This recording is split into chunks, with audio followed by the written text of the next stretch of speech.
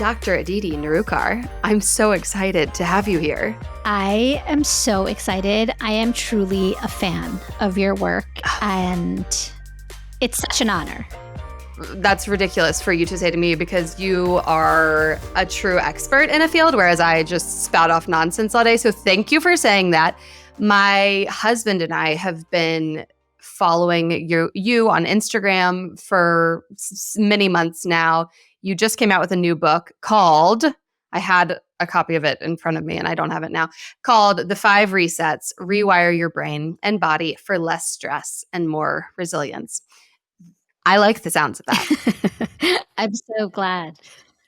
That is a thing that we all need a little bit more in our lives. Can you tell us, I normally do an intro before my guests come on, but I kind of thought, I kind of want Aditi to just because I can't tell this story of how you became a stress expert. Like you were a stress expert. What does that mean? How did you become a stress expert? Why did you want to write this book? Give it to us. I think my origin story, my villain origin story, is that I was a stress patient looking for answers long before I became a doctor on stress. I was a medical resident in my second year of medical training, working 80 hours a week and sleeping every third night in the hospital.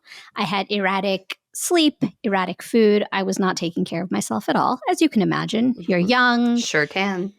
You're young, you think you're invincible. And in my medical training, I was taught at a very early stage of my medical training. I remember it like it was yesterday. I was in an auditorium filled with my peers, and a professor gets up and says, what you're going to go through, so few people get to do this. Pressure makes diamonds. Remember that at every turn. So I was going through my medical training. I mean, it's major. What a thing to say, right? So I went through my medical training with that mantra, pressure makes diamonds. So whenever the times got tough, as they inevitably did, so often I was like, hey, I'm a diamond in the making. I'm a diamond, baby. Bring it on. Whoa. Bring it on. Like Yes. long before Rihanna, right? Like 25 years ago. And then my diamond cracked. Yeah. And it cracked because I was in the cardiac ICU taking care of everyone else's hearts, not paying attention to my own. It was one 30-hour shift and I was rounding on my patients and I felt a stampede of wild horses across my chest. Oh, know it well. Yeah, terrifying, knocked the wind out of me, quite literally. I kind of sat down. The nurse I was working with was familiar with me and we had worked together many times. She was like, oh, are you okay? Got me some orange juice. I drank a little OJ. And immediately after, the sensation passed. It was like a few seconds. And then I got up and I kept rounding on my patients. And I went home and it never happened again in the hospital. But it continued to happen every single night for, I would say, about 3 weeks until finally I said, hey, maybe I should see a doctor about this. Yeah, maybe something's not okay. Yeah, maybe I should go see a professional instead of diagnosing myself. So I did. I saw my doctor and she did the $1 million workup. She did heart ultrasound, all these tests of anemia markers, blood tests, heart tests, everything checked out fine. So she smiles at me and is like, congratulations, everything's great. Big reassuring smile. Just try to relax. I know it's stressful. Medical training, we've all been there. So I went home and I was like, okay, just try to relax. What does that mean? I did all of the things. I went out. I was a young single woman at the time. I went to a spa day. I went to the movies. I had dinner with friends. I hung out, at retail therapy, family, friends, like all of those, what we think of as relaxing activities kept happening. Night after frustrating night, kept getting the palpitations. And then I put my scientist hat on, started reading everything under the sun about stress and your brain and your body and what happens. And then I found my way out of stress. And then I decided when I got myself out after doing a whole bunch of things that I wanted to be the doctor I needed during that difficult time. So I wouldn't say in a very well-intentioned way, hey, just try to relax. I could actually offer my patients who are stressed very concrete tools. So that's my origin story. Were you doing your residency in cardiac? Is that what you said? I was doing my residency in internal medicine, and for 1 month in my second year, I had to rotate. It's the hardest rotation, and I was in the cardiac ICU. Yeah. Okay. So you were doing internal medicine, and after basically going through it and being a stress patient yourself, you decided I'm going to be the stress doctor. I'm going to solve this for people. And then I Yeah. went to Boston, got into a fellowship at Harvard and studied the mind-body connection and how it relates to stress and burnout and the brain and the body. And then kind of the rest is history. Then I kind of found my way. When I found my way out of my own stress struggle and like out of that dark tunnel, I then was able to learn about what happened to me. Instead of my first reaction Yes. when that happened to me, my very first reaction when the doctor said it's probably just stress, I was like, stress doesn't happen to people like me. Yeah, I'm a diamond. I'm a diamond in the making. I'm resilient. And so I was living the resilience myth at the time. Now I very much know that resilient people can get burned out. There's this notion of true resilience and toxic resilience. And most of us, because of a manifestation of hustle culture, are living this myth. And it's actually toxic resilience that we are trying to embody unsuccessfully, because you can't ever embody toxic resilience. You're a human being with limitations. You're not the Energizer Bunny. Wow. Okay, tell me more about that. You just said the myth of resilience and then the toxic resilience. Will you just tell me more about those two things? Those are kind of keywords that come up a lot in the book. What does that mean? What is the myth of resilience? So, the resilience myth that many of us say to ourselves, I said it to myself. You have definitely said it to yourself in this journey of building this incredible brand that you have built for yourself. And your listeners have said it to themselves too. It's this idea of like, I'm resilient. I'm not burnt out. How could I be burnt out? How could I be stressed? I'm resilient. So you keep hearing these messages over and over and again. And the data shows that resilience is protective, yes, but it's not enough to prevent stress and burnout. And right now, in a room of 30 people, 21 people are facing some form of stress and burnout. So if you are feeling like this, 21 out of 30, that is the norm. It's not the exception, it's the rule. So if you're feeling like this, you're not alone and it's not your fault. And a lot of this stems from the messaging that we are getting through society, particularly over the last 4 to 5 years. I would say the past 4 years after 2020. That was like the big shift. Prior to that time in 2018 or 19, you heard the word resilience and it was a positive connotation.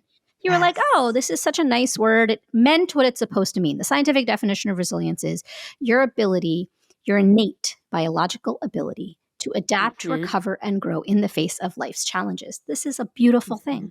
But ever since 2020 happened, in 2021, 2022, and now, that word has taken on this dark and sinister meaning. It is not true, scientifically true resilience. It's toxic resilience. And the difference is that toxic resilience, you hear that word and you bristle. I'm sure you bristle. Yeah. I certainly do. I grappled with having that as a subtitle on the cover because it's like, do you really want to? But then I wanted to talk about this idea of resilience. But you hear that word and you have a visceral response, and it's not a positive one. I certainly do. I hear that word. I'm like, ugh, stop telling me to be resilient, because it is toxic resilience. So over the past few years, toxic resilience doesn't honor human limitations. It's productivity at all costs, and it's a mind over matter mindset. It's like this Energizer Bunny. And so that is not true resilience. True resilience celebrates your ability to say no, uses the lens of self-compassion and grace, and understands that as a human, you have some real needs. You need rest, recovery. Toxic resilience is just a manifestation of all of the things that we know deplete us. And so when you hear the word resilience now, it is toxic resilience. You've heard that for years. Like, over the past few years, you can take on this extra project. You're resilient. Oh, come on. Parenting is not that hard. You're resilient. Go ahead and, meet this deadline. We're going to push it up a week. You're resilient. You can do it.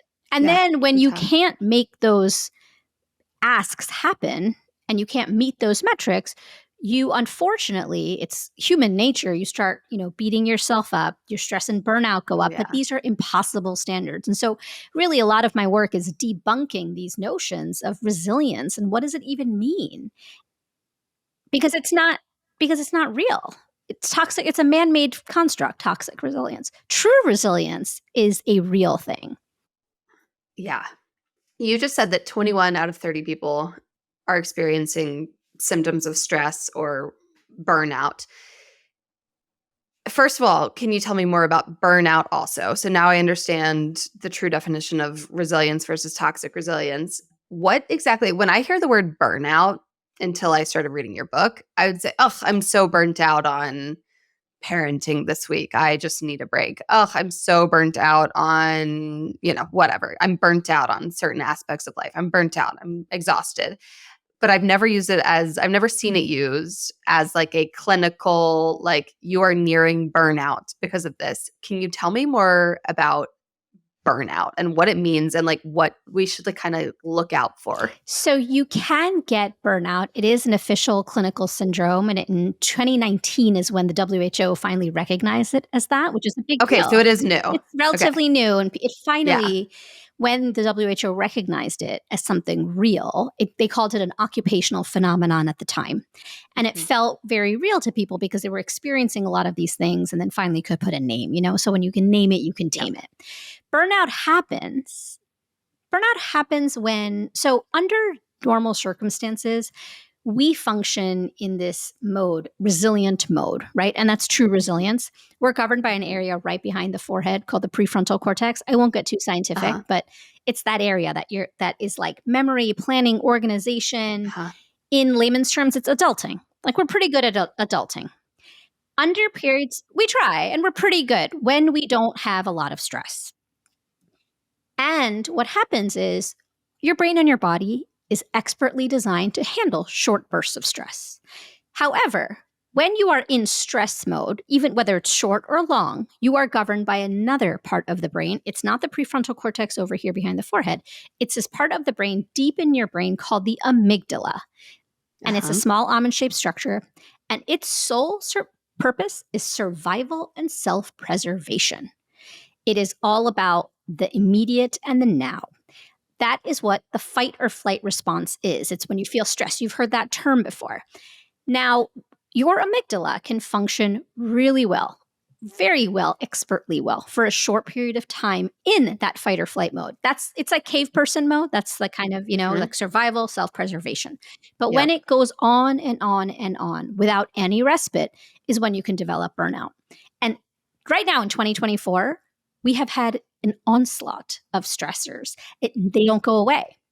Back in evolutionary times when we were all cave people, there was a tiger and you could fight the tiger and then you had a period of rest and recovery. It went away, we killed it, and then my amygdala got to take a break. You ran away, fight or flight. Like it's a cute thing and then you go away and then you can chill out.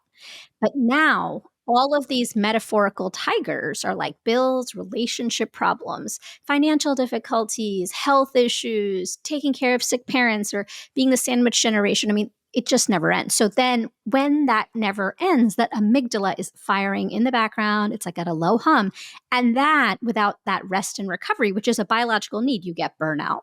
The interesting thing, I think the main thing about burnout, especially now, is that modern day burnout looks really different than in the past. So in one study, when you think of someone who's burnt out, right? Classical features of burnout: apathy, bored, disengaged, not productive. It sounds a lot like depression. Yeah, like you're just kind of blah and you're not engaged.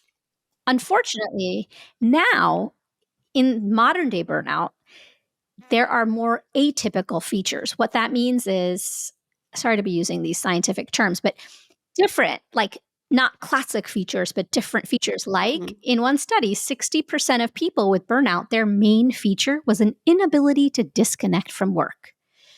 So people who have burnout right now are like, this modern day burnout, are probably not even aware that they themselves have burnout because they're thinking of the classical features. Whoa. So it's kind of, in that sense, the burnout is both the symptom and the reason. It's like I'm burnout because I can't disconnect from work, and it's my symptom of burnout is that I can't disconnect from work. Totally. And then it's like this loop, right? And then your amygdala keeps firing, and then you're more hypervigilant, and then you can't disconnect. And so you have to break that cycle, and you can rewire your brain and your body, but you have to do something besides having someone tell you, oh, come on, just relax, unplug, you're fine. All right, well, let's get right into it then, because one thing that I have learned from you and I have already put into place, I'm on like night 7 of, I can't even believe I'm saying this because I feel like I do feel like this is a basic thing that I don't think everyone's doing it. Okay. I'm pointing at it. I have this like shelf thing in my office. It's outside of my bedroom, and I moved my charging station for my phone, my Apple Watch, and my headphones to it, and my phone. So I am now sleeping at least, I don't know, 20 feet away from my phone. And I love waking that. up in the morning, I got that entirely from you. I said that I do think it's like the most basic of symptoms to deal with your stress, that everyone knows that. Like everyone knows that at this point. Like sleep with your phone not beside you, but you don't actually do it. I mean, I've known that for years. I've had friends who have done it and they're like, oh, you still sleep with your phone beside you? Like, Caro, that's insane. Like, you got to get out of your bedroom. But I've been like, I've got to work up until bedtime. Like, those are precious hours. I'm an entrepreneur. I have to work all the time. And I literally now, because I'm only on day 7, I'm finding myself like in bed, my fingers are like twitching because I'm like, oh, you have that interview with Dr. Aditi tomorrow. Like, don't you want to search what her blah, blah, blah, blah, blah. And my brain is like, you must do it. And I am not doing it. I'm keeping it away. So that said, that's one of the tips that I got from you. Tell me how to rewire. I think that I would love to ask you 2 things. So I'm a mom. A lot of my listeners are moms. And even if they're not, they are just people with we all have a lot of stress in our lives right now, as you said. I'd love to get 2 things from you on how to rewire on these like 5 resets that you talk about. Number 1, I would love to hear your advice so again, I'm a mom. I'm a mom. There are moments when I've had a really busy day at work.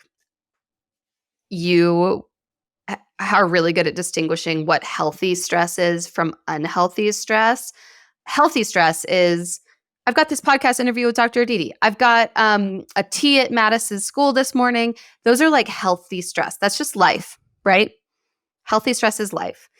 I mean, you're nodding, but that's right? Healthy stress. Yeah. We all need a little bit of healthy stress. The goal of it's life. Progress. Yeah, it moves your life forward.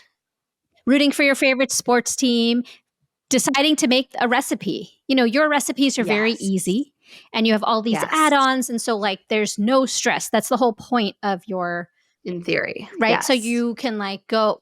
So if I'm making one of your recipes, I feel like, okay, I'm going to do this and there's lots of substitutions that I can use and she's going to walk me through it and I can do this. And so it doesn't feel overwhelming and it's not giving me, palpitations, and I feel healthy stress because I'm going to get a meal on the table for my family and it's going to feel good. Great. Unhealthy stress is, what's an example of unhealthy stress? When you and I and everyone else say, oh my God, I'm so stressed out, that we're talking about unhealthy stress.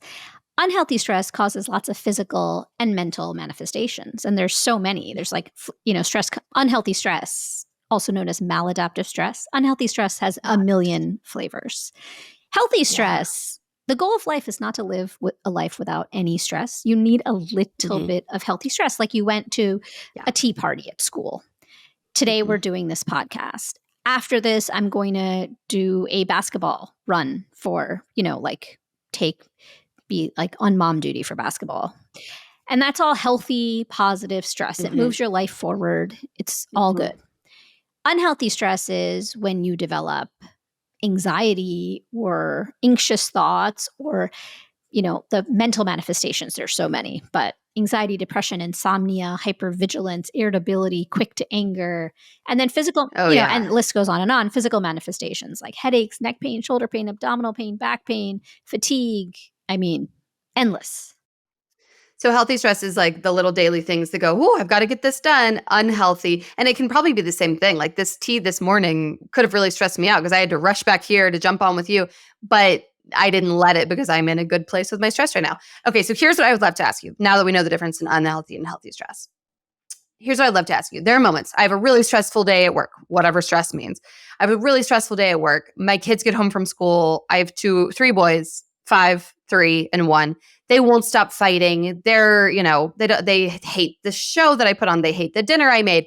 I am churning. I am bubbling. My amygdala is hyperactive. I am fight or flight. I'm about to like drop kick these kids. What what is something that I can do in that moment where you're starting to get the stampede of horses on your chest, but you are in the moment? Like I love your resets, the big ones that are kind of everyday things, and we'll talk about that next because those are like ways to really stop feeling the unhealthy stress, like rewire your brain to stop feeling it that way. But in that moment, because we're all going to get it, even if we do our 5 resets, like we're still going to have those moments. What do I do right then when I'm like, how is this my life? What have I done? Ooh, that sings to my soul because I am a mom and I'm a working mom. And you can be, you can know all of the science. And yet in those moments, man, Whew. it takes work. So I know you know the feeling I'm talking about when like your kids are driving you nuts and you're like, how do I even continue to live in this scenario you're on the right verge now? of Like I mom can't. rage. Yeah. Yeah. Yes. Oh, So yes. what I have been able to do, how do you walk back from the ledge of mom rage, right? So you don't get there and then yell or get angry or, have like and Yep. then your kids get upset and it's like the whole thing that Ugh. happens, the cascade of emotions. It's all about your breath. So there are a couple of key strategies. I use this every single day. I used it this morning because, it took an hour to get dressed. Because you're a mom. Yeah. I'm like, come on, we just got to get to school. It's about learning. It's not a fashion show, And then you're like, is Yeah. it the 1980s? And I hear my own mother's voice. Like, what is going on? Right. The amount of times that has happened to me lately where I'm like, Mom? You're like, whoa, You? not a fashion show. Ooh, Yeah, not a pull fashion that show. out of Or what? yes. Or when I tell them to be like grateful for what I cooked them for dinner and they're like, we're 3, Mom. Yeah. We're not grateful. Do you know there's children in India who don't have shoes? I'm like, wow, really? It's Yes. like really in the vault there for me. Just They're like, what's India? I'm 1. oh, it's the best. And it's like, no, there are Anyway. children who don't eat in India, and you should be grateful that you And have they're like chicken horrified. nuggets, that anyway, it's the whole thing. It's just you just go right back there. So what you can do in that humor is really great because you could talk about it with a friend and like a mom afterwards and be like, oh my God. And it like is therapeutic, right? Laughter is the best medicine. But in the moment, like no one's laughing. Mm-hmm. And so what can you do? It does not feel funny in the moment. Ooh, not at all. When you have some psychological distance, you could be like, "Oh, remember that time?" Ha ha ha. And they're always doing funny shit. It's like, oh, my 3-year-old was drawing, on my 5-year-old and calling him a rainbow. Like it's always funny after, but in the moment I'm like, ah! Okay, so what do I do? So you have to tap into your breath, and that sounds very hokey, but your breathing. No, I know. Your breathing is the only bodily mechanism. It's the only biological process that is under voluntary control and involuntary control. Meaning, you and I can take a deep breath in and let it out. And then when we stop doing that and focusing on our breath, it's going on on its own without us. Okay. And there's one method that has seemed to work for me really well. It's called Stop, Breathe, Be. It's something that I do. Typically, what I do is I try to do it before the cascade of stuff is about to happen. For example, right before I do pickup, school pickup, I do this so that when I am at the door and then there's like things that are, I don't know, the cascade of emotions that happens at the end of the night, I'm able to manage. But you can do this throughout the day at work, at home. But in that moment, like for you with your 3 boys, you stop. Yep. The instructions are exactly what the method is. You stop, you breathe, take a deep breath in and out, and you be. So you ground yourself. It's a 3-second exercise. Okay. Whoa. And you do this over and over and over throughout the day. It taps into your mind-body connection. What it also does is it grounds you in the present moment. And a lot of the reasons why you and I and many moms feel that sense of anxiousness or stress or whatever it is, parenting stress. By the way, parenting burnout, 2/3 of parents right now are struggling with burnout. So this is like very real.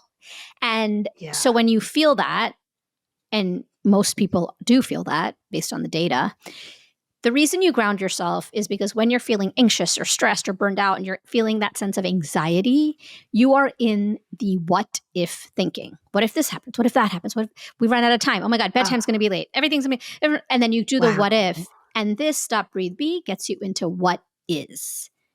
Right here, right now, ground yourself, and then you can get on with the day. It also creates a little bit of psychological distance, which is what you and I were talking about, right? Like, why do you laugh? Wow.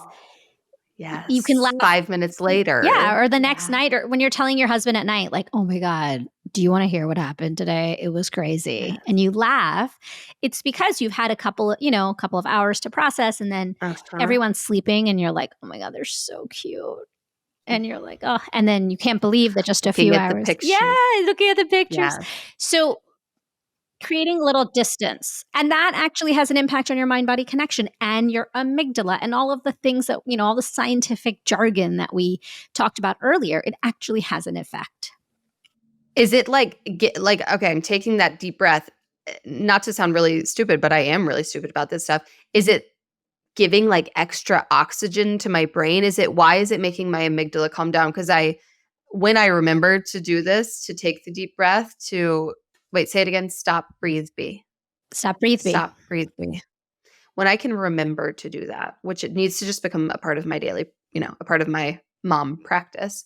When I can remember to do that, it really actually works. So what is happening? I mean, not to get too sciencey, but like what's happening? Why is that The work? reason it works is because you have two nervous systems in the body. One is called the sympathetic nervous system, which is what the amygdala governs. It's fight or flight. And when you're feeling anxious or stressed, you have short, shallow breathing, quick, shallow breathing. Okay. That's right. Because it's biological mechanism. You're trying to get more oxygen to your lungs. Your heart beats faster. Your muscles need more oxygen because it's a fight or flight response. You're about to fight the tiger, right? Now, when you take a deep breath in and out, you are activating the other nervous system in your body called the parasympathetic system. And this is rest and digest. And the sympathetic and parasympathetic systems cannot work at the same time. They are mutually exclusive.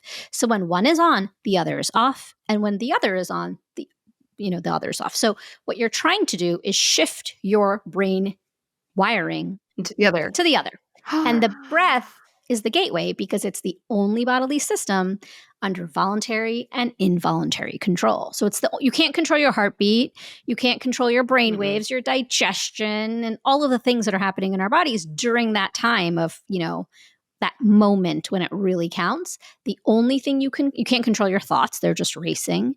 The only thing you can control is your breath. And when you just do that deep breathing, and you can practice that all day long. So you can do stop, breathe, be. You can also just put your hands on your belly. Like as I'm talking to you right now, I'm just taking deep breaths. It's called diaphragmatic breathing or belly breathing. When we're babies, we all do belly breathing. And at some point in early adulthood, we just stop. So we start doing thoracic breathing, which is like the short, shallow breaths up from up here. So if you go back to the belly breathing, it's really hard to do belly breathing all day long because I don't know. You have to focus on you have to really focus. And that seems like a lot of work. But stop, breathe, be is a way to just ground yourself in the moment. You can try both of those techniques a little bit every day. And then when you do that a little bit every day, you tap into that mind-body connection, which essentially is that your brain and your body are in constant communication and always speaking to each other. So what's good for your body is good for your brain. What's good for your brain is good for your body and vice versa. And when you do better, you feel better. And so that moment of stop, breathe, be, seconds, it takes 3 seconds. Those 3 seconds can help prevent, because you're creating that psychological distance, that space, that pause. It can prevent the cascade. And we all know what that cascade is. Oh. And then how long does it take to repair that? Oh my goodness. Right. To come out of that. Okay. So thank you. Just stop, breathe, be. I mean, it's so simple. And if we can actually put it into practice, it is so effective. That's what to do in the moment. That moment when we're like about to spiral, or perhaps we already have spiraled and we're looking to bring ourselves back. Stop, breathe, be, switch our nervous system to the helpful one. And you can say that to yourself. Like I said that to myself a lot. I started doing stop, breathe, be. It was the first thing I learned in my stress struggle. I was seeing patients and I was seeing like 30 patients a day. And it was such a stressful time. And I wasn't a mom. I wasn't married at the time. And I would knock on the door. It's great with like a repetitive task. I would knock on the door, and right before turning the door to enter the room and hear the story and, all of the stress, I just stop, breathe, be. So it would help me stay grounded. Then I enter the patient room and I leave, and then I enter the next room, and I kept doing that. So there's so many the more mundane the event, the better in our lives, like as working mothers or stay-at-home moms or stay-at-home parents or working parents, whatever your personal situation is. There are so many mundane moments throughout everyone's day that you can just do that over and over and over again before joining a Zoom. It's also great. Before joining Zoom, I really like the idea of just you talking about opening the door, like you said, when you're about to do pickup or when the kids are about to walk in the door from school. Like there's this, I like doors. So like when I'm picking up the kids from school, when I close my car door to go inside and pick them up, stop, breathe, be, things are about to get, my day just shifts so much. Like it goes from me working alone to like, and there's no moment of rest. So the stop, breathe, be. It's like a buffer. I do that. So I do that when I do drop off at the bus stop. When I do it right as I'm going out of the house when you turn the doorknob to the garage, I do stop, breathe, be. And often that moment I'll say like, oh wait, we forgot Valentine's Day card. So we have to go turn around and do that.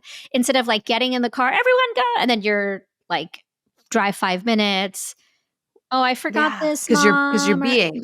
So you just ground yourself. And then I do that. I mean, I've had to do that.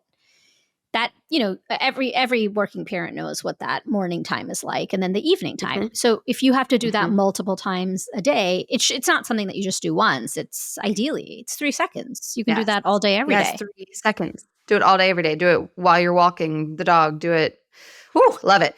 Another thing that you said before we get to the big 5 resets, this practice of what if versus what is. You talked about that several minutes ago, and I can't move on before we talk about that, because as a recovering anxious mother, I was the typical first-time mom with my first baby. My listeners have heard me talk about this a lot because it's something I'm very passionate about, is trying to help first-time moms chill the fuck out, because it's a horrible, horrible feeling to feel as anxious as I did.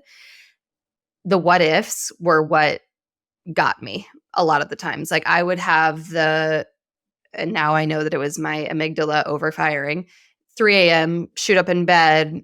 What if we live on a hill? I mean, what if a car misses the turn and flies and lands on top of Mattis's room? What if Mattis's sheet got wrapped around his head? What if all day long, all night long? And I love that idea of when your head is getting stuck in the what ifs, stop, breathe, be, and refocus on what is. Mattis is healthy in his crib. I am a fucking great mom. These are the things that are, not the ifs. That is so key. I mean, for everyone, but again, I'm a mom, so I relate everything back to being a mom. For those moms who are struggling with the what ifs, whoo! I was also a very anxious mom, and the what ifs got me. And you feel like you're drowning. I think what's important to recognize with this what if is anxiety is a future focused emotion. It's not about the here and now. It's all about like something that's going to happen in the future, some calamity, catastrophe, doom and gloom. It's happening in the future. So it's all about what if. And then when you bring yourself back and ground yourself with all the breathing things that we talked about, stop, breathe, breathe, or diaphragmatic breathing, and just are like, wait a second, what is right here in the here and now? And then you kind of the key is like you're creating a little bit of distance between those thoughts. These are things that they talk about in like mindfulness and whatnot, distance. Like you are not your thoughts. Like they see all these things, but it's like, what does that mean in practical terms when you're like freaking out as a mom? What does this mean? It means people can say that. Again, it's just like when someone says, just try to relax. You're like, okay, look, dude, I know I'm not my thoughts. Oh, really? Yeah, if I could, I would. Oh, really? You think I'm enjoying this like horrible thing of waking up in the middle of the night? I remember the monitor and just like, oh my goodness. I had to switch the monitor away from my side of the bed to my husband's. And also absolutely you did. I just want to mention there's like a biological reason. So I read a study which showed that biologically the mother is more attuned to all of the sounds even the tiny ones that babies make, and the fathers. Again, this is like very, very gender stereotypical. Come on now. I mean, I think this research was very Yes. old, but it helped me. And then my husband, he wouldn't wake up for the small sounds, but he would always wake up for the big ones. And I thought, Yep. ooh, there's something juicy there. There's something to this. Yes. It's funny. I actually posted on Instagram a couple months ago. When the kids wake up in the night, and maybe how old are your kids I now? have one, she's 6. She's 6. Okay, so when my kids wake up in the night and like they're either going to the bathroom, their room is far from my room. Like I really shouldn't be able to hear these small sounds, but I like shoot up, and it depends on if I'm really anxious. I am even more this way, like shoot up when I hear every little noise. I hear them, and my husband is like, "You heard Snoring. what?" Yeah. Or like I swear to God, sometimes I feel like I hear them before they even wake up. Same. Like I'm like, they're about, what is that? And they hear us, right? Like if I'm like, Yes. I'm going to relax now. Suddenly they're like, Mama? Mama, And you're like, oh, you I'm can here. smell me relaxing. Yes. Yeah. Okay, now we're like talking about things. I don't know the science behind this, but somebody sent me a study when I posted that was like, there's something about that their DNA like stays in our body after birth. Okay, now I'm It's like called really chimera. It's called chimera. Yes. Yeah. Do you believe in this? I don't Is this a know. thing? I love these kinds of research studies. I'm not a pediatrician or OBGYN, but Yes. as a mom and as a scientist and doctor, Right. like just thinking about all of these things is really cool. And It is. it's just fascinating. And hopefully we'll know more, with emerging science and all of the cool things that it is great. The other study that I learned about, again, this is just us like chatting as moms. I know. But I'm one like, of the- no, guys, this is not what her book's about. We're just chatting. but one of these beautiful studies that I remember reading, because when you're going through a difficult period, I think it's that humans are meaning-seeking, purpose-driven creatures. Motherhood changes the brain. We know this now. Your brain physically changes after motherhood. It was a study that came out around the time that I became a mother, and I remember reading it and thinking, "Oh my God, that totally happened to me. It makes perfect sense now." And because we're meaning-seeking, purpose-driven creatures, we are always trying to make sense and meaning of our difficult experiences. And so when you're becoming a mother, for me, it was the most defining moment of my life, more than becoming a doctor or a wife or any of those things, other things that I am. Becoming a mother changed me deep at the cellular level. Totally. So, you're just grappling with that. And it actually changed my brain. And so when I learned that, it's validating. Oh, it's so validating because you feel, yes, and you feel like a different person. And then I feel like so much of what we do as young moms is did I just say mums? Am I British?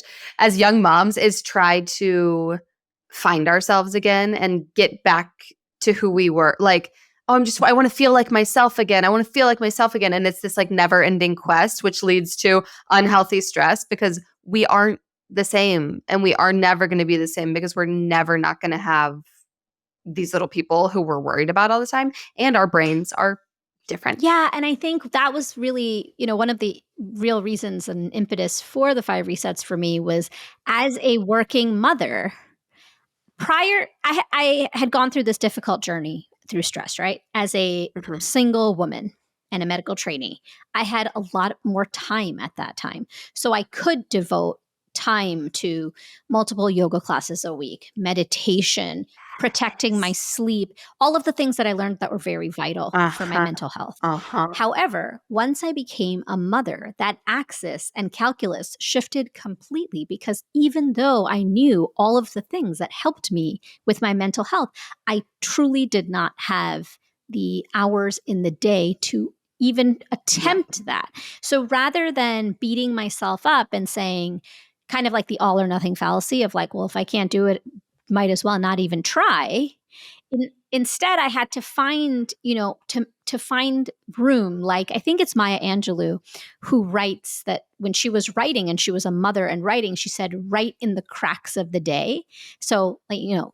dawn, evening, like when, and I feel like for me, I had to figure out self-love, self-care, stress management in the cracks of the day. In the cracks.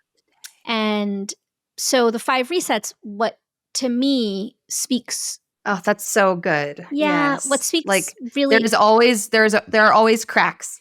Like the baby just went down. Your next call doesn't start for 4 minutes. Like stop, breathe, be. Take those moments. Yeah. Okay. Yes. And understanding. And I think understanding just that, like, you don't have to, like, we would all love, how much would I love to like take 6 months and go to Bali to a surf vacation? And we don't Eat, have pray, that. love, baby. Yes. And we don't have that. Like, that's not, that's not accessible to 99.9% of us, whether we have children or not. It's just something, we have too many constraints, financial constraints, responsibilities, jobs. So you have to create space in your brain and your body and a sense of respite and recovery from stress and burnout so that all of those pieces that we talked about scientifically can calm down in the middle of your messy, overscheduled life. Yes. Okay, so I asked you for the solution to when I'm in that moment, I'm so stressed, and we got stop, breathe, be. The 5 resets. This is what the book is all about. Tell us what small little changes we can be making to our life, these 5 things to help us become also stress experts of our own stress, get rid of the stress in our life. What are these 5 resets that are scientifically, anecdotally, all of the ways proven? It's true. You can become your own stress expert. And actually, that's my hope, is that, when patients have come to see me at the end of, after I say goodbye to them, they're like, well, you fixed my stress. And I'm like, I didn't fix your stress. I'm just a mirror. And I held a mirror up so you could fix your own stress. And I hope the 5 resets serves as a mirror for people to become their own stress expert, because no one knows you better than you know you. Yeah. And the 5 resets are 5 small but mighty mindset shifts, along with 15 scientific strategies that are practical, actionable, and cost-free. And that was really important to me, to make everything free. So free in terms of financial, free, $0, but also really sensitive about time costs, because not everyone has an hour a day to spend on managing their stress and burnout. They have to do it like in the messy middle, right? Oh my gosh. Yes. Like in the cracks. In the cracks. In the cracks. And so the 5 resets are 5 mindset shifts, and then there's different scientific strategies in each of those. And so the first reset is to find what matters to you most, capital MOST. And you had said this earlier, Caroline. You had said this idea of like, you felt so far from where you wanted to be. And there's this, many of us, all of us, in fact, I would argue, have a lot of knowledge and information to make changes. You were talking about this in context of your phone. Like, you knew what you needed to do. The challenge is there's a big gap between knowledge and information and action. And that first reset can help you close that gap. A lot of times that feels very far and aspirational, like, getting from your origin to destination. And the first reset just gets you out of amygdala mode, back into the prefrontal cortex, so you can plan and organize. Because when you're feeling stressed, you're in your own way. You often get in your own way all the time. Okay, so give me an example. You're sitting down with a patient and you're like, okay, find what matters most. What are examples of things that matter most to people? So MOST is an acronym. M is motivating, O is objective, S is small, and T is timely. Figure out your why. This is not existential, like why, what is my purpose for life? This is literally, I want to have enough energy that on Saturdays, I want to be able to throw a baseball with my kids. Patients have said all sorts of things to me. I want to have energy to go on a cruise. I want to go to reunion and not be stressed. I want my knees to hurt less so I can play basketball with my grandson. I don't want headaches to debilitate me. Again, if you have any of these things, you go to your doctor, you make sure you don't have an organic cause. Organic means something that's happening in your body. And then if you are like, oh, this is stress, or if your doctor says to you, this is most likely stress, then you do all of these things, right? And you do them together. By the way, I just want to make a note of this very startling statistic that 60 to 80% of all doctor's visits have a stress-related component, and only 3% of doctors offer stress management counseling. So it's just kind of interesting. So that's the first reset. It's like, get clear on what matters most, figure out your why. This is something very tangible that you can accomplish in 3 months, not some huge existential crisis that you're trying to solve. Like, what is my purpose in life? That's another book or conversation. This is like, how can I just get out of my own way, right? Okay.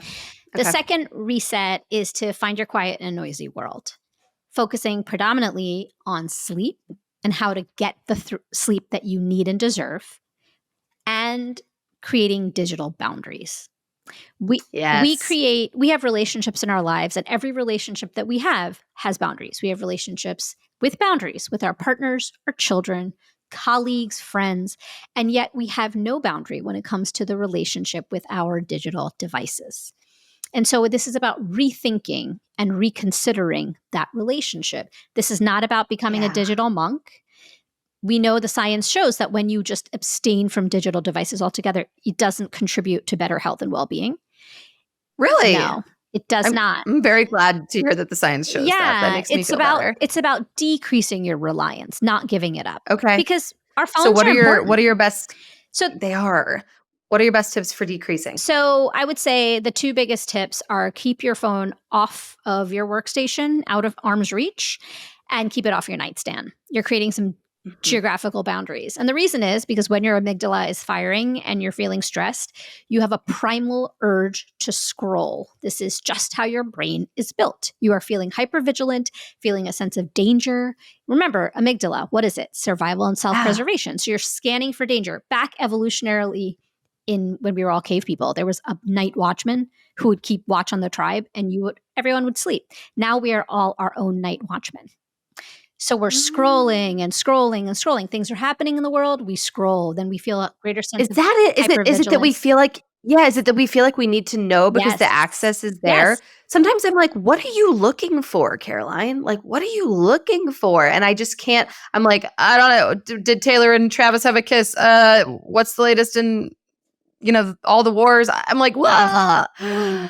I've never thought of it that way. I've always thought, I'm just doom scrolling, but that is so interesting. The hypervigilant, like amygdala. Yeah, you're scanning for danger. It's like you're your own night watchman. And data shows that when you see things millions of miles away, catastrophes, whether it be humanitarian disasters or climate crises, or the crises just never stop in our world, right?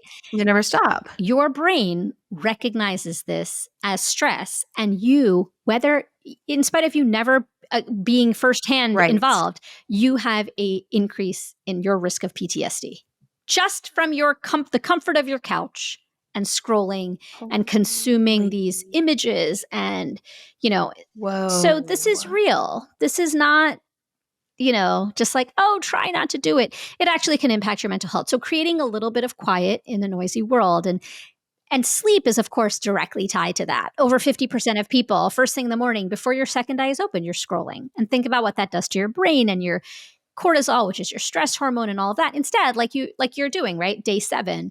I also started doing this, I don't know, many years ago. And then I fall off the wagon and get back on. Again, that's part of habit formation. Don't knock yourself. Don't knock yourself out. Like, understand that the all or nothing mentality. It's okay if you. It takes 8 weeks to build a habit, and part of that habit formation is falling off and getting back on. That's how your brain's like rewiring. So give yourself lots of grace and self-compassion.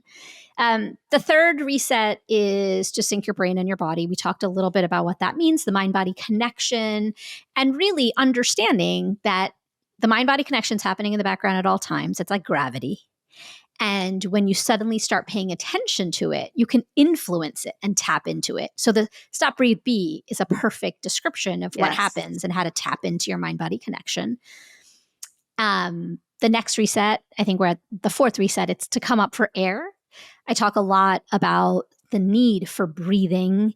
And again, we touched on this in our convo, right? Like, your breath is the only physiological mechanism that's under voluntary and involuntary control, talking about the two kinds of nervous systems and why that's so important to manage stress and burnout. It's, Yeah. again, not nice to have.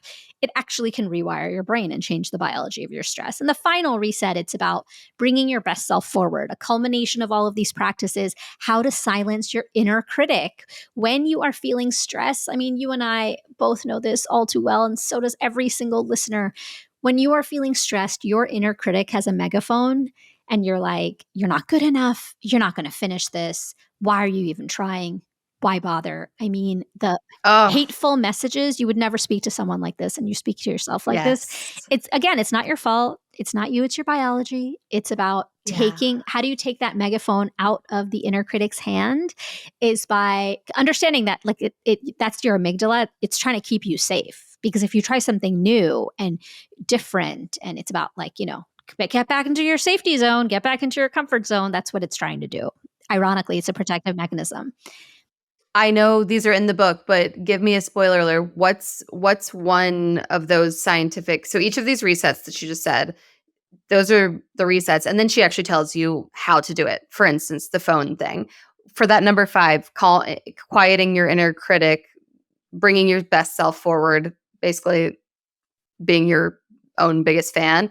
What are your scientific tips on how to do that one? I think there's 3 in that chapter, and I would say like the 2 biggest ones is first to think about a gratitude practice, and that's not like a teenage journal. You take a Okay. pen and a paper because your brain uses a different neural circuitry to write versus type. You Okay. remember more when you're writing, like when you go to the grocery store and you make a Post-it of all the things you 100%. write, you lose the Post-it, you still remember what you need at the grocery store. Versus typing, you don't really remember, right? Like you don't remember as much when you type. So keep a little notebook next to your bed. Write down 5 things you're grateful for and why. It's a 60-second exercise. You do it every single day. You know where your phone is on your nightstand? Swap out your phone. Mhm. Take your phone off your nightstand. Put a gratitude journal there instead. It doesn't have to be hokey. It can be literally loose leaf paper from your kids' binders and a pen, and just write down and date it. And 5 things. Some days you'll have 10. You only write 5. Some days you have 2, you still have to write down 5. Do it and measure yourself at 30, 60, and 90 days. You'll see measurable differences in your stress, burnout, mood, attention, memory. I mean, it's endless what that can do. The other thing that you can do about silencing your inner critic is to create something called therapeutic writing. This is an exercise where for 4 days straight, 4 consecutive days, you write down freehand, again, writing, Yep. 20 Writing. to 25 minutes freehand of a traumatic event that happened to you. And what you'll notice is on day 2 or 3, you'll have an uptick of emotions, and then day 4. And what happens is it's almost like you work it out and you're just writing about the event. And this therapeutic writing, it's called expressive writing, has been shown, Caroline, to have these like profound health benefits, from like increasing students' GPAs, keeping you out of the hospital with readmissions and ER visits, and like these are just wild things. And it's been Whoa. replicated over and over and over again. So those are some ways to silence your inner critic. It sounds very hokey because you're like, are you kidding me? Try it. Try it for yourself. Be your own Yep. experiment and you'll see. No, I have to say, when I hear about people journaling, I'm like, oh, that's cute. That's not for me. But those are 2 very easy, especially the gratitude practice. When I hear even the word, like when I hear people say gratitude practice, You're I'm like, like, oh, okay, cringe. okay. But like writing down 5 things I'm grateful for, like what a lovely way to end your day. Yeah. And I don't have my phone. I can't be I'm not doom scrolling because my phone's in a freaking closet because you made me. So I may as well do that. Yeah. And it does. And it all does, and it like does this thing called cognitive reframing, because what's happening to you, again, driven by the amygdala, the same amount of good and bad is happening to you all day long. But when you are Yeah. in stress mode, you are hyper focused on the bad. Why? Because you're trying to protect yourself. So you're like scanning for Yes. danger, hyper vigilant. And so you hold on to the bad. Yes. Instead, this makes you focus. It's called cognitive reframing. It makes you focus on the good because you have to as part of this exercise. And you go through the day, and then over time, that stickiness of the negative stuff starts decreasing, and you start, oh, yeah, good and bad is happening throughout the day. It's all very scientific, and it Wow. sounds Yes. really like hokey or cringy. You're like, oh my God, gratitude journal. But it works. I have kept a gratitude Yeah. journal. It In fact, works. I think the gratitude journal was one of the most important tools that I used in my 4th trimester. I Okay. used a gratitude journal because when you're feeling that sense of angst and your hormones, and we all know what the fourth trimester is about, that was a very concrete thing that I could do every single night. Yeah. And it just made me, it took ages. I did lots of things in my fourth trimester because as a way to find myself back to myself, or whatever that mantra is.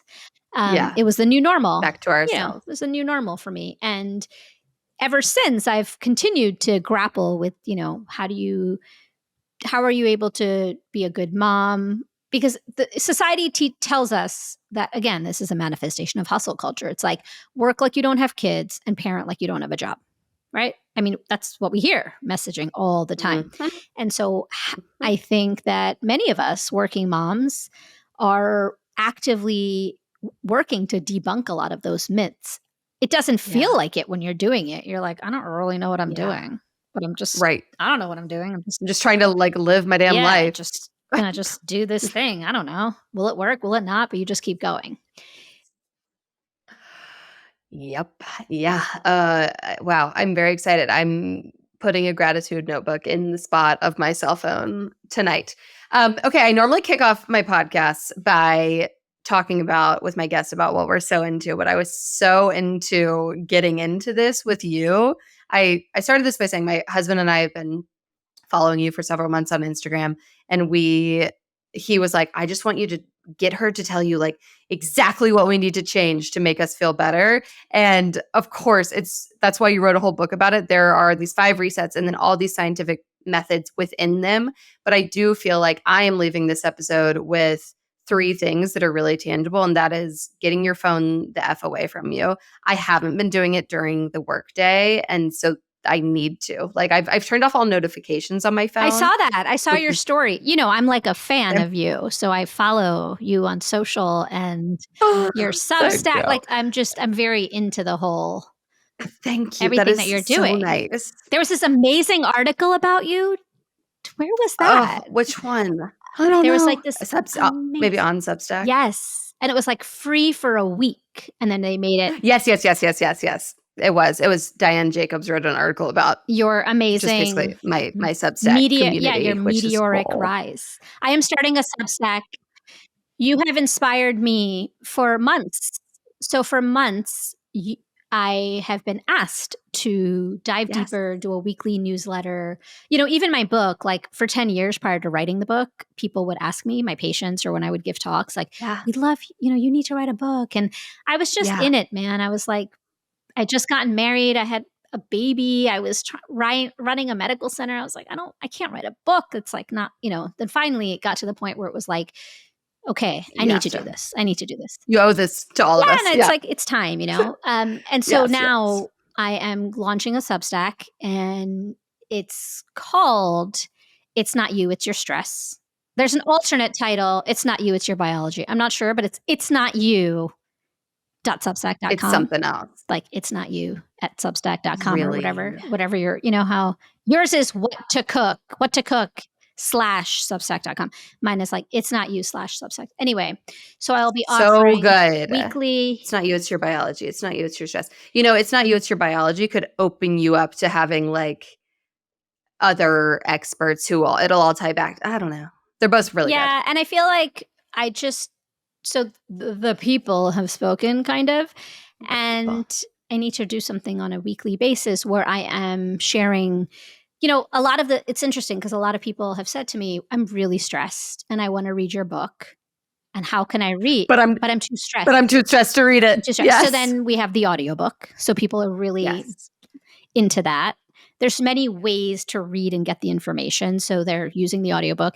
And so what I want to do with this Substack, which I will be launching tomorrow, is yes, it's live. Oh my God. Okay, great. So it'll be tagged in the show notes, listeners. Yes. Great. Thank you. So it's live. So I will be giving nuggets every week of the 5 resets to bring into your life. It's about, making the science practical and applicable to you in your everyday life so that you can bring all of these things into the messy, overscheduled lives that we lead. Yes. Because I do think it can be easy in a world of so much information to hear, the 5 resets and then go, well, she didn't tell me what to do, and just kind of like go to the next thing. Well, she didn't actually tell me what to do. So like actually just telling us, okay, here's exactly what This to do. week. Like we just said, Yep. This week. This is what you're going to do.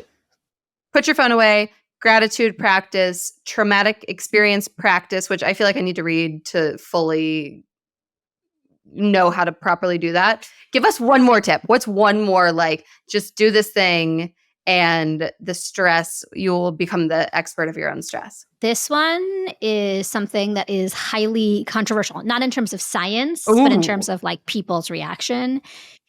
10 o'clock bedtime. People are like, what? 10 o'clock? That's like the middle of my day. Now, hear me out. You have to embrace your inner grandma or grandpa. I mean, I say inner grandma or grandpa, but truly my parents who are grandparents are living their best life and not going to bed at 10. Yep. So maybe I need a new slogan for that. Maybe we're being ageist. Yeah. Because they're living their best life. But 10 o'clock as your bedtime. It has been shown over and over again with the science that sleep is a therapeutic intervention. It helps every cell, muscle, tissue, organ in the body, including your brain. Mm-hmm. Sleep helps you process difficult emotions. Mm-hmm. Your immune system is the most active at night while you're sleeping. I mean, the list of why sleep is important is endless. And yet so few of us actually go to bed at a reasonable hour. And I asked one of my sleep physician colleagues, what's going on? And he said, most people, every patient that I've ever had, goes to sleep 2 hours after their quote unquote ideal bedtime. So if you want to go to bed at 9 or 10 and you go to bed at 11 or midnight, you're in the norm. That's what most people are doing. And he said the main reason is screens, right?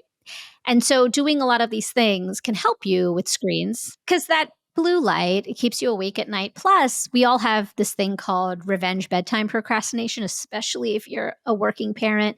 It's like that 8 p.m. bedtime for kids or whenever your children go to sleep.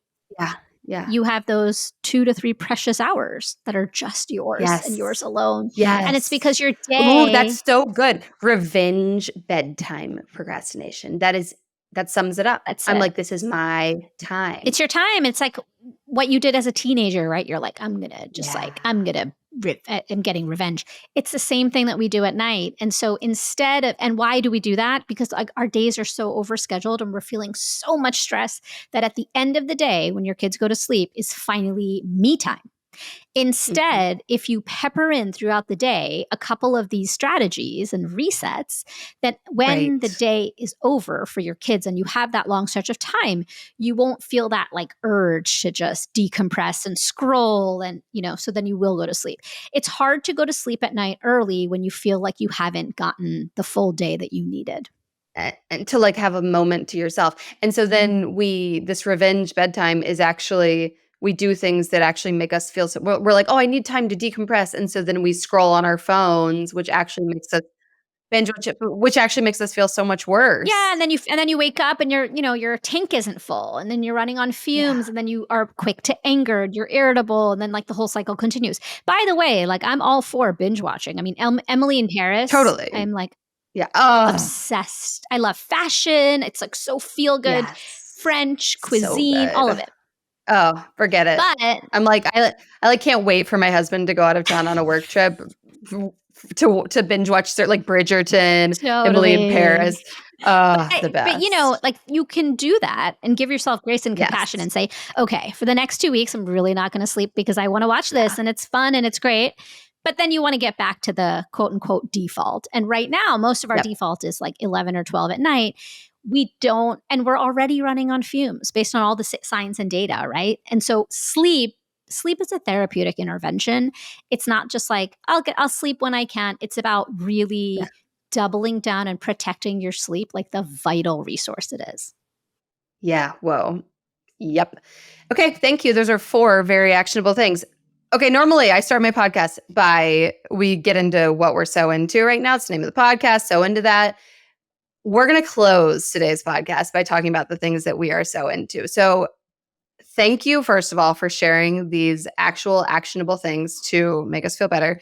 But let's end it on, what are you so into right now? Oh my God, Caroline, I am so into this posture correcting strap And I've seen I kept seeing it because I saw the Instagram ads like Taylor Swift wears this for Yes. rehearsal or Okay. something. Yes.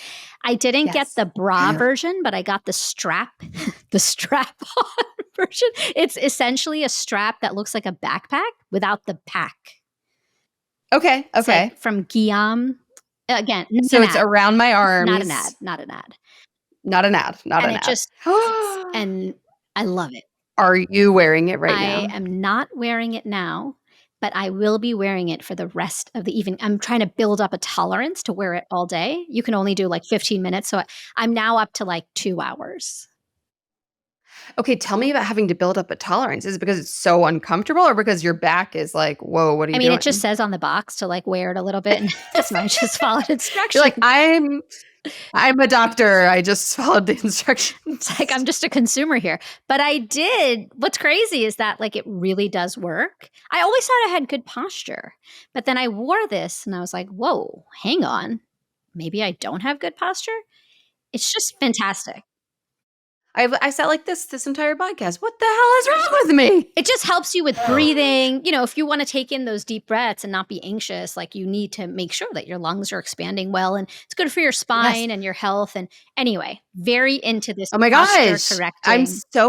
I'm so glad to have a firsthand reference because I also have gotten the Taylor Swift posture correcting, blah, blah, blah, and I'm like, is this something I need? Yes, it is. It's just great. And maybe they tag, like, you know, they find the people who are scrolling and they're like, ooh, text neck. She needs it. She's been hunched over her phone for 3 hours. So She's gonna need this. I got that. Okay. And so I bought it. Not that particular bra thing, but I bought like, I don't know, the strap thing. It works great. Great. Okay, I'm getting Very into it. Getting the strap on. Very into Okay, it. my thing that I'm so into. My guest 2 weeks ago was Cameron Rogers, who's a friend, sort of motherhoody influencer, and she said this thing during our interview that stuck with me and is a change I've implemented. Number one, she's actually the person who told me to turn off notifications on my phone, so I've done that. But the most important one, she said, we both are like stay at home, work from home moms. So we have full-time jobs. Like we're entrepreneurs. We've made this our full-time gig, but we work from home. We both have babies at home, and we both don't treat our childcare as if we have full-time jobs. So one of her friends said to her, if you still work, she used to work in the corporate world. Her friend was like, if you still worked at JP Morgan, would you have a full-time nanny? And she was like, yeah. She was like, would you feel guilty about it? She was like, nope. She was like, then why do you feel guilty? And why are you like piecing together childcare as a work from home? Like you're making the same salary, you know, you've got the same benefits worked out. Like, what are you doing? And so I came home. And I was also with my best friend that week. I was visiting my best friend in New York and sort of explaining my childcare to her, you know, cash naps from, 12 to 3. And so I have a sitter come in the morning and then after, like, I like had this bamboozled together system of childcare. And Lily and Cameron both sort of encouraged me, like, you need to not be changing your childcare every other day. Just get a full-time sitter. And so for the past 2 weeks, I've had our sitter who used to just come kind of whenever I would. She has been arriving at 8 a.m., leaving at 3:30 or 4 p.m. I'm trying to still have a kind of an hour with the baby in the afternoon. But I am like a new person. I was so stressed and anxious 2 weeks ago before doing this because I was trying to fit in 10 hours of work into this 4-hour period where I was what was I doing? Totally. And so I am so into getting the proper childcare that we need and not feeling guilty about it. That's my thing. That's a good one. I have totally been. That's my thing. I have been guilty of that too. Yeah. When you work for yourself or even stay-at-home moms, I have so many stay-at-home mom friends who need, like, that's a full-time job, guys. You also have to have a break and they have no help. And I'm like, we all deserve help. Help is not a bad thing. No, that's really great. That is giving me some food for thought. Mm-hmm. It has, yeah. Well, that should be what are they called? Substacks? A post on your Substack is about like the stress that we can feel for outsourcing parts of motherhood and like how that is just not fair to anyone, especially ourselves, not our children, not ourselves, not the work we're trying to produce. Not like, our spouses, like no one. not No one benefits. No one benefits. My husband, who also works full time, I was like, okay, I need you to be home by 3:30. And he's like, what? Get it. Like, he's like, I don't know. We have a babysitter, don't we? I'm like, no, but she leaves at 3. He's like, why? I was like, I don't know. Oh, I've had those same conversations Oh yeah. so many times. Like, So that's my thing that I'm into. Ooh. I have, that's a good one. but honestly, my other thing truly is, since starting to read the 5 resets, is taking my phone out of my room. That's my other one. It's huge. It's huge. Like my mornings, I didn't totally get into it because I wanted you to talk about the actual reasons for it. But my mornings are, I don't get it until I've gotten the kids dressed for school. Why was I opening my phone at 6:45 in the morning and thinking I needed to check and respond to my emails? I know. What? It's also the default. So if you are doing that, it's not your fault. It's, it's big tech and it's just our brains and how we're wired. And then so when you hustle culture, you have to make it a little done. inconvenient. You have to make it a little inconvenient. Then you can override the primal urge to scroll and you can parent yourself, because we parent our children with screen time and bedtime and eating vegetables and all of these things that we do, and yet we don't parent ourselves. Oh, that's good. We don't parent ourselves. Yeah, this honestly, the first few days, it felt like I was disciplining myself. Like I'd be like, put it back in the closet. Like I would get out of bed and like sneak the closet door open and like bring it back to my bed. And I was like, oh, you naughty girl. So it's in the title of your book, it's a rewire. And I am very excited to implement more of these things. Thank you for being here. I feel like we all have like actionable things we can go out and do. You are so freaking lovely. I just loved having you. Thank you so much for being here, and good luck with the rest of your book tour and everything. You are amazing. Even better in real life than your Substack and socials. It was like such a pleasure. I feel like I'm talking to a friend. I feel like you're everyone's friend.